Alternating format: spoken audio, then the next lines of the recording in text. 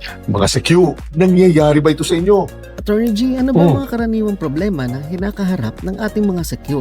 Una, wages, benefits, and overtime violations. Alam nyo bang kahit may minimum na porsyento na ng agency fees na dapat singilin ang mga security agencies ninyo, kadalasan ay hindi pa rin nasusunod ito? Madalas pa rin ang pababaan sa presyo ng mga security services agreement para sa inyo. Kaya karaniwang na ipapasa lang ang pagtitipid na ito sa pamamagitan ng pagiging underpaid ng mga secure, sa hindi pagbibigay sa kanila ng kumpletong benepisyo, at sa pagtitipid sa overtime pay ng mga ito. At kahit may 2024 ruling na ang Korte Suprema tungkol sa broken shifts na estilo na dapat bayad pati mga break times nito, kadalasang hindi pa rin binabayaran ng mga break sa gitna ng broken shifts na ito. Pangalawa, unsafe and unhealthy working conditions. Although ideally, dapat 3 CQ ang naghahati-hati sa isang araw sa pamamagitan ng 8-hour shifts sa bawat isa sa inyo. Ang kadalasang lakaran sa industriya ay 2 CQ lang ang naghahati-hati sa isang araw sa pamamagitan ng 12-hour shifts bawat CQ.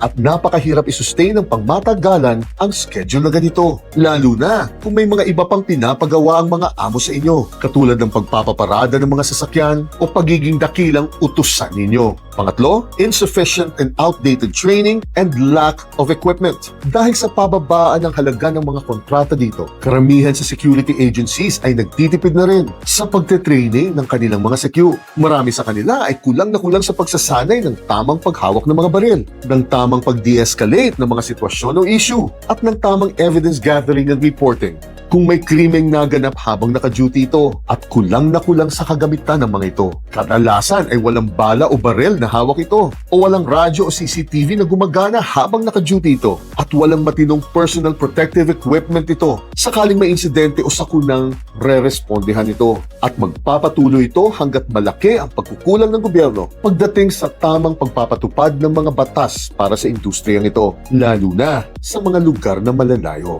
Bukas, pag-usapan naman natin ang mga isyung bumabalot sa mga construction workers dito. Jeanette.